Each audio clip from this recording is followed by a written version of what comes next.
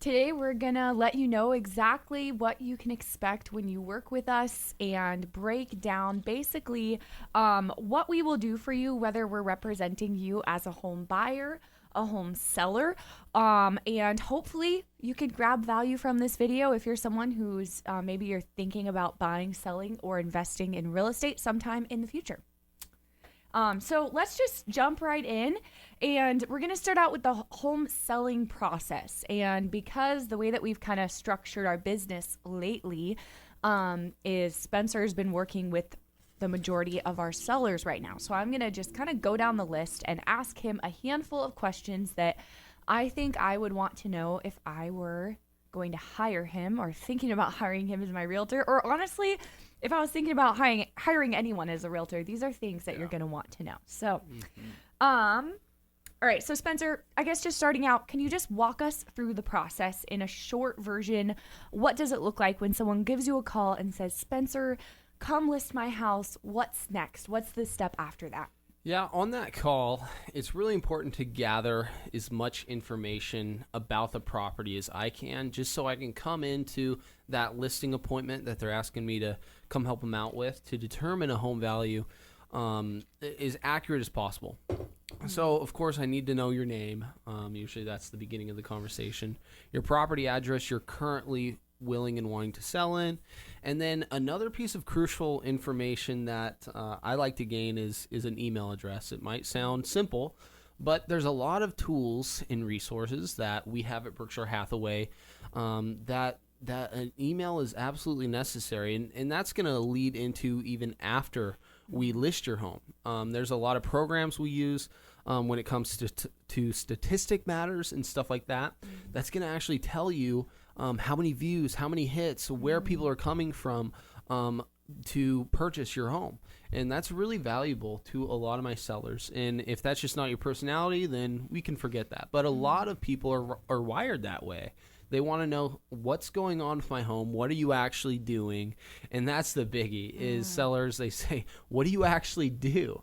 And so I get to come in there and we establish a good meeting time.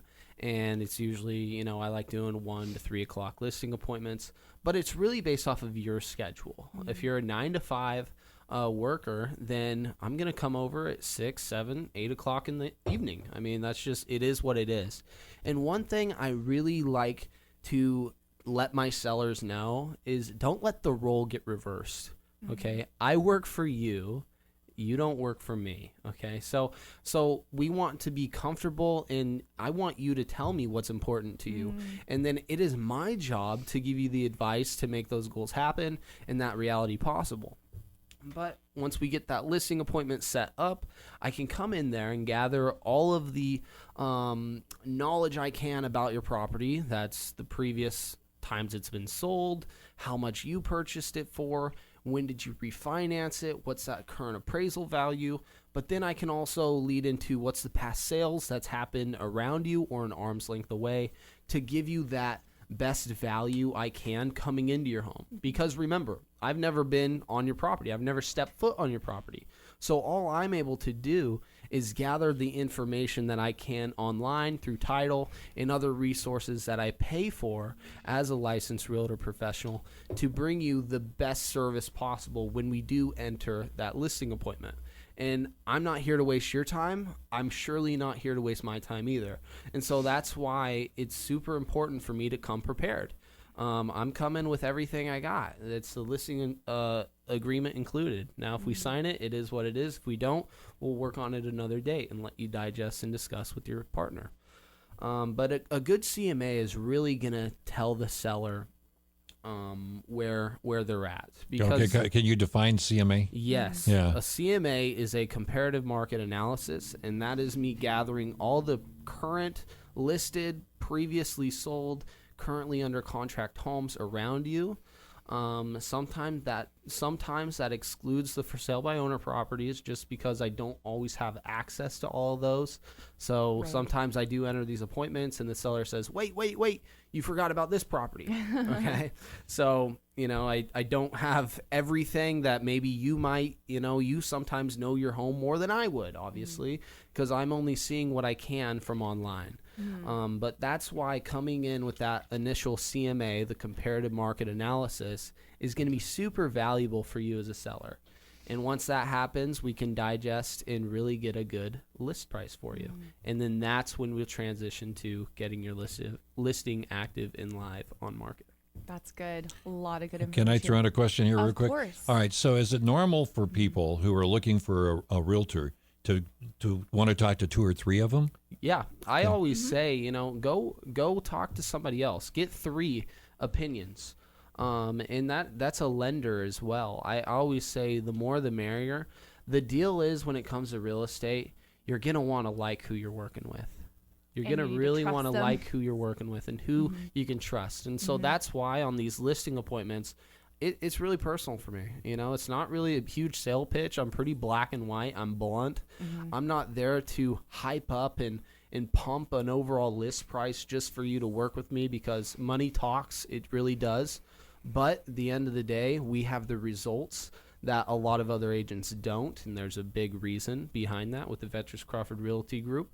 And I'm not a puffer. That's not who I want to be known for, and so I'm pretty straight and honest with them. And then I also get to gain a new client, a new friend, and somebody to add to my contacts and say, hey, how you doing? How you doing on this Saturday? Sometimes we go golf too. It's fun. That's a lot of good information there. So that kind of leads me to our next question, which is why would someone choose you? There's thousands of agents out there in our area, and most agents are not strong listing agents, which is something that I think separates you from other realtors, which a lot of people who are going to sell their home don't really know, that most agents are not strong listing agents. But what do you bring to the table, and why do your sellers choose to work with you out of the 10 other agents that they probably know? This is a question I really had to battle when I first became an agent, is what makes me any different than the other 2,800 other agents just like myself? They pass that federal test, they pass the state test, and now they're a licensed professional. What makes me different? And then I had to gain that confidence and say, why not me? Like, if I'm not calling, if I'm not actually stepping into your home, getting in the front door, somebody else is. There's somebody else you're going to be calling, because like we just said, we want to be talking to 2 to 3 other agents to see what else they can do for me. And so then we get a battle, why not me? And that's something that's really just exploded our confidence, my confidence in the business itself, to make more sales happen. There's personality traits too when it comes to a seller's agent. You want to have somebody that actually puts their money where their mouth is. And it's super crucial, because if you just got a puffer, like I said, and they overlist your price like it used to happen a whole bunch, because guess what? I was calling every one of those expired listings, and I was getting most of those listings. Right now, nowadays, it's just there's not many of them out there. But there are just so many agents that don't even know how to do a CMA or know how to price a home accordingly. They're only wanting to please the seller. And we got to realize we are the professionals here. The sellers actually need you and I to help them get to where they need to be. If they didn't, we wouldn't be in business. We wouldn't even be a thing. And there's no reason for me to even be on air right now. The reason is sellers need you. They need us. And we have a lot of knowledge that they're looking for and help that they seek. So it's really exciting and really fun. And the question I have is, why not me? And then that leads me to, why am I at Berkshire Hathaway? Right. There's a ton of resources that helps my sellers sell more homes. There's a reason why the average broker at Berkshire Hathaway makes more sales throughout the whole year than any other agent in Oregon. It's just a fact. It's true. And it's the resources we have behind us, but also the type of agents in our office that we're able to collaborate with, experience with, and also our principal brokers. There's really no backing that I don't have, and that's why I love being surrounded with such a good team to help us close and get every transaction done successfully. So, how often, realistically, should a home seller expect to hear from their agent? So this question is relevant right now, but it also was relevant even 3-4 years ago. It's crazy how different it was back then. Exactly. I was making so many weekly check-in calls for a couple months, and even then it was like, it's a hot seller's market. Like, that's what we all thought. And you were having to make a lot of check-in calls because homes were not selling. And now, as we know, if a house is on the market a week, it's a problem. Rapidly changing. Right now, it's been pretty consistent the last few months. Is what's normal is why don't I have multiple offers on my home over a week of it being listed? That's the normal. And for instance, I just had a seller last week call me with concern. We've only been listed for 8 days, and he said, "Spence, what's going on?"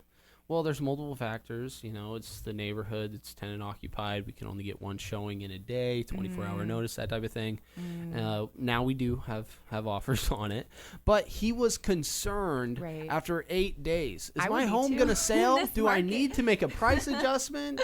There's always a concern to be made, but the reality is markets are always changing. And so what I say to that question, and how often should you actually be hearing from your listing agent once your home is listed, is if it's not every day from a showing being set up, it should at least keyword, be once a week.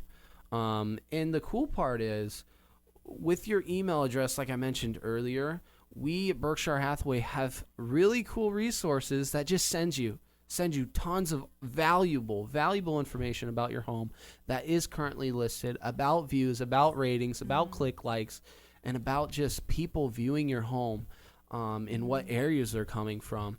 It really makes the home selling process a lot more at ease, I guess, because I remember when we were selling our home, this was in a completely different market in 2008 or 2018, excuse me, 2018. And we were on market for over 30, 40 days. Oh my gosh, that felt like an eternity. It felt like an eternity. And so it really put us into perspective about how important it is for us to be talking to all of our sellers. Because if we're not, then we're just sitting goose, and it's no fun waiting, right? It's no fun going out on a catch fisherman. We've all been there. We've been skunked before. We haven't caught a fish that day, and it wasn't as fun as it would have been. But we need to at least communicate with our sellers once a week. That's my rule of thumb. If not, go even higher.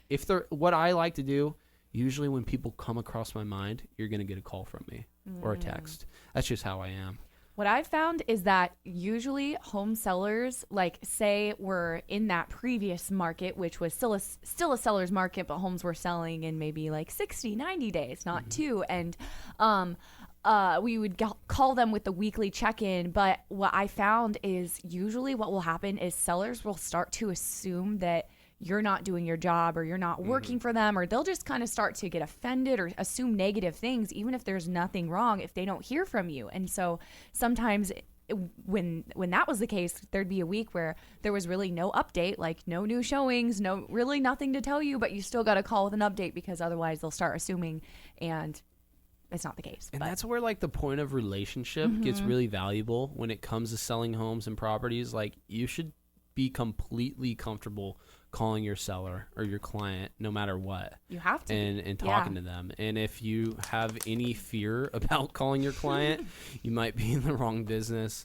or just relationship. The only time you'd have a fear is you've waited a month and then you call. Right. Now that's not a good thing, That's right? very true. Wrong. You know something's Very wrong. true. Or when you got to give bad news. And, Yeah. those calls are never fun, but it's just part of the job. Yes. So now we have covered a little bit about sellers, and we want to get on the other side, since Mariah's dealing with a lot of buyers, out-of-town buyers, virtual buyers, local buyers, Mid-Willamette Valley buyers. She is going to talk about them all. So now we are going to talk about a little bit about the buying process. Here we go, Mariah. What does it look like when someone decides they want to start house hunting? So as we all know, the first step, we've all heard it a million times, is talking to a lender and getting pre-qualified, because otherwise there's really no point in looking at houses even just browsing casually online on our website or wherever it is you're looking, there's really no point because it's just a fantasy at that point. You really don't know. And by the time, especially in this market, say you did come across a house you like, if you're not pre-qualified yet, I guarantee you it's going to be gone by the time you are. So there's really no point in looking, I mean, unless it's just for fun, but you got to get the pre-qualification letter. That's step number one. And then once we get that pre-qualification letter, we can start the ball rolling, and we go out and we look at houses and until we find one that you meets at least some of your criteria, and we make an offer. And when we make an offer, we have to do it pretty quickly. In this market, you really don't have much time to sleep on it. You really got to make the offer right away because time is definitely of the essence. And pretty much every offer, you got to make your best offer you possibly can, because that's the market that we're in if we're being realistic. But thankfully, all of my buyers that I'm working with understand that, and they're people they understand the market they're in, and they know what they're getting into beforehand before they start the house hunting process. We've gone over all of that, and so they're not getting discouraged or trying to make unrealistic offers for the market. So everyone knows you got to be looking at houses pretty good chunk under your max budget, because you're going to need to leave room for a good over asking offer. And that's one thing. Is it safe to make multiple offers on multiple houses? Usually that's what we're having to do. Not at the same time, but Yeah. usually that's a tough situation right now where I have clients who they have 3 homes that they really like, and they know that even if they write their best offer, the odds of them getting accepted are low, and so they want to write on all of them, but the deadline's at the same time, so we can't write them all.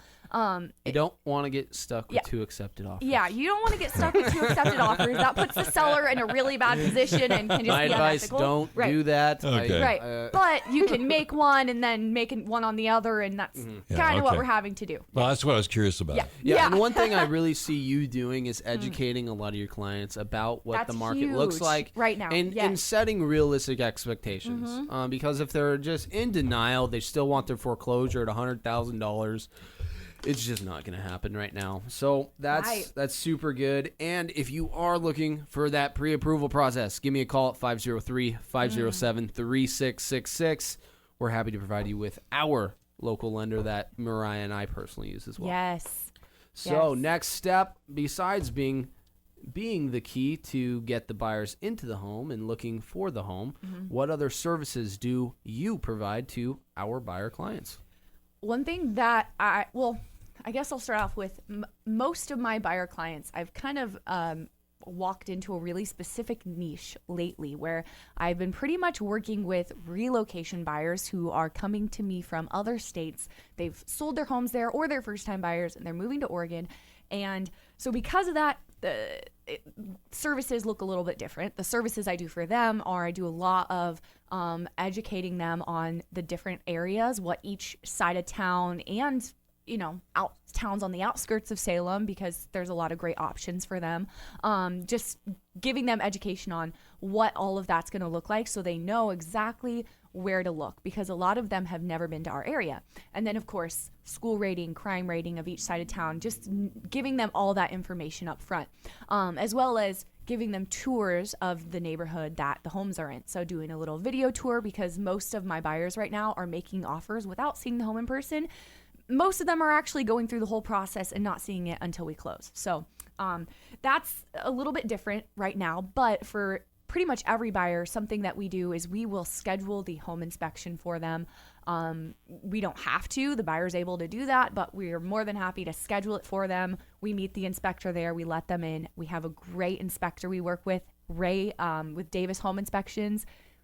10 out of 10, every buyer we send to him is like so thankful for him and really grateful for the job that he does. So that's a big thing. And then negotiations are huge, fighting on behalf of our clients when we're writing an offer. This is a really intense market, and there's a lot of tricks that we can pull out to get a creative offer. And then, of course, when the repairs happen, negotiating the repair addendum. Awesome. So those are just a few things. I could keep going, but I know we're short on time. Our real estate tip of the week this week is choose your real estate agent wisely, because it really will make a difference in the transaction. Go to their website. That's something I would recommend. Our website is vetriscrawfordrealty.com. That's vetriscrawfordrealty.com. But that's something I think everyone should do before deciding to work with a realtor is check out their website, which hopefully should have honest reviews from past clients, which is huge. I know usually when you're traveling, you don't try out a new restaurant without looking at Yelp reviews, so Realtor shouldn't be any different. Reviews are huge. And then once you choose who you want to work with, stick with them. That's the second part of this tip. The worst thing you can do to a real estate agent is look at 5 different houses with 5 different realtors. If you're ready to look at houses, you really want to commit to one agent, and then they will commit to you. And if you don't think that this agent will do a good job for you, or if you think they just don't know what they're doing, because to be quite honest, the majority of agents don't know what they're doing because there's just a lack of training and most agents don't make that many sales in our business, then find another realtor and stick with them. But don't waste anyone's time and they won't waste yours. Find one loyal agent who is passionate about what they do, who is consistently learning and educating themselves about their industry and how they can do a better job for you, and then stick with them even for all of your future transactions. And that's the best way to go, in my opinion. That's one of the best tips you've ever given, due to the fact that it came down to relationship. Yes, a lot of this business is relationship, and it has to be an agent you trust. Obviously, that's just the biggest thing is trust. You got to work with someone you trust. You got to believe they're working for you, right? Mm-hmm, yeah, and have your best interests in mind. Yeah, it's unbelievable though that I see often on Facebook and other things, when people are wanting to find a realtor, is they say, oh, mine isn't doing it for me.